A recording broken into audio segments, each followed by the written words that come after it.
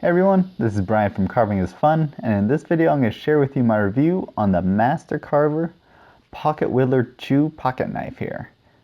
Now, as this channel is all about carving, this video will be primarily focused on using this knife for whittling and wood carving. Now, this is a great purpose-built folding knife for whittling. It uses a 440 steel, a 440C steel. Let's see if I can get that in there. With the Rockwell Hardness of 61. So that's on the higher edge of where you want your whittling knives to be, so it's going to have some pretty dang good edge retention on it.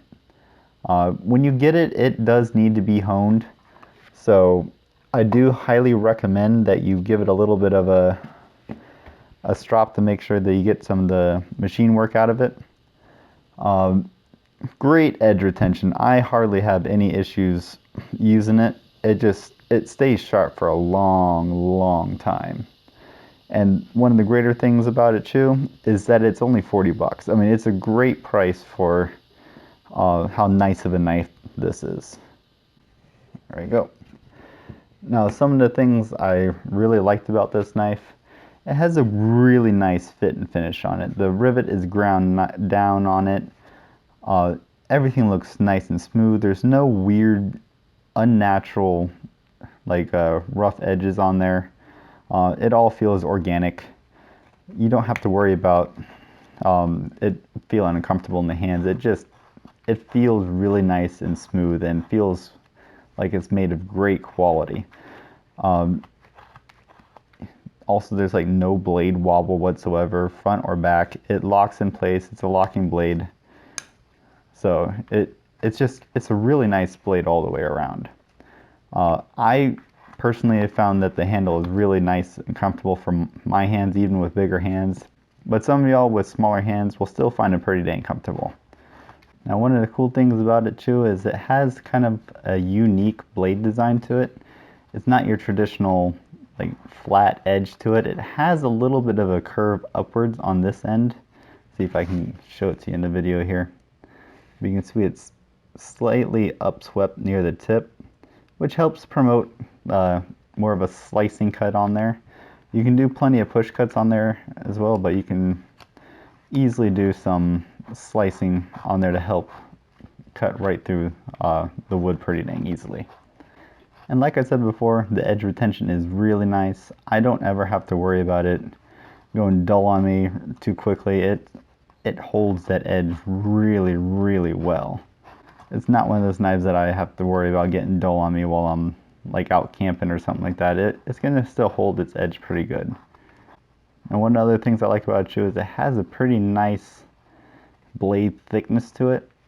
So it's not too terribly thick of a knife.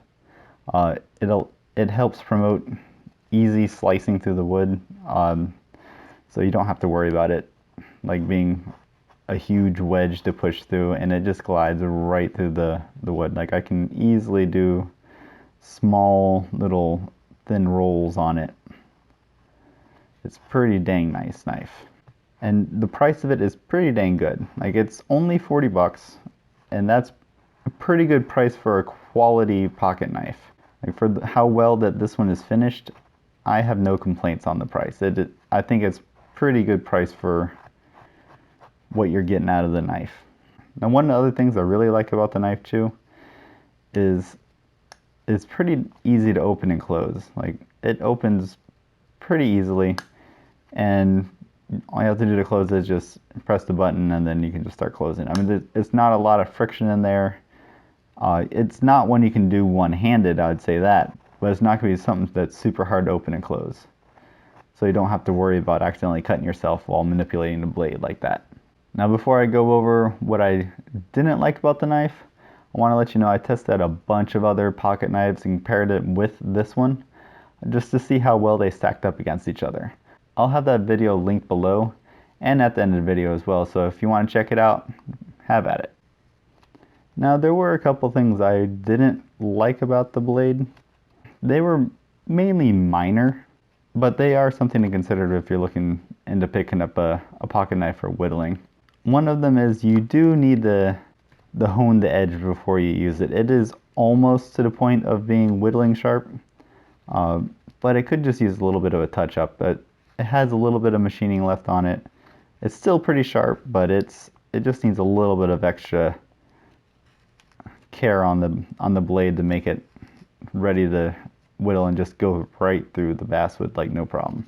It won't take you too terribly long. And since it has such nice steel, you won't have to worry about having to re-hone it all the time. It's going to maintain that cutting edge for a long time. And then the other thing that I found that I kind of thought was interesting, not necessarily a bad thing, but it could interfere with some people on the knife, is I found it has a pretty interesting edge grind on it.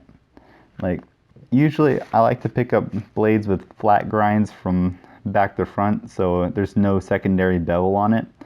On this side right here where the finger tab is, it is a flat grind from back to front all the way to the edge, but on the other side there is a secondary bevel just on this side. This side is completely flat with no bevel, but this side does have a bevel on the cutting edge. So it's flat and then it goes down and creates a small bevel. I found that kind of interesting. I wish they did it either on both sides or not at all, but it's all right. Mostly if you're a right-handed carver, because then you can just put the cutting edge right into the wood right there, and you don't have to worry about angling the bevel to get the ideal cutting angle on there.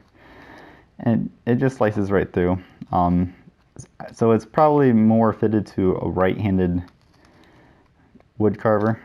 If you're a left-handed person, you're probably have to deal with the bevel, but it's not too terribly bad. Now, if you're right-handed and you're doing any sort of like paring cuts, yeah, you're gonna have to worry about the bevel a little bit, but it's not gonna be like a deal breaker right there. It's just something to keep in mind, because the cutting angle from doing a paring cut to whittling from one side to the other is going to be slightly different. So you're going to have to keep that in mind when using this knife. Now, I do highly recommend getting this knife if you're looking for a dedicated folding whittling knife.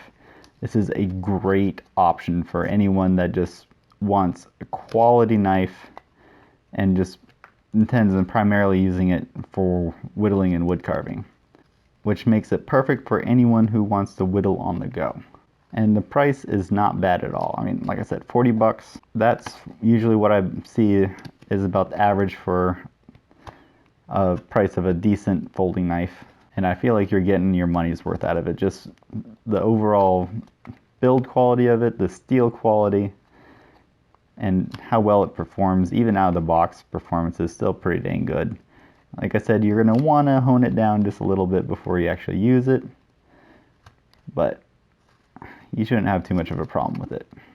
Now, this channel is all about carving, and it lets me have fun showing how I do a lot of my stone carvings, wood carvings, and all the little fun tools I get to play with along the way. So feel free to like the video and subscribe to the channel. It lets me know that y'all are enjoying them, and it keeps me motivated to keep making more videos for y'all to watch. See if I can get this one finished up real quick here.